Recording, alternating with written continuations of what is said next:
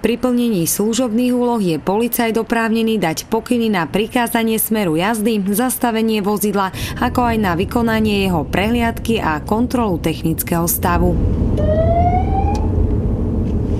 Mať všetko v poriadku a neporušovať predpisy je najlepším spôsobom, ako sa vyhnúť pokute.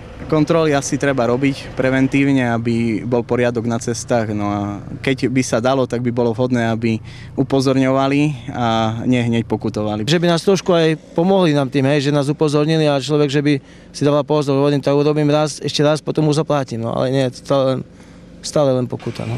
Policajti radia si ešte pred šoférovaním skontrolovať doklady a nesadať za volant pod vplyvom omamných látok.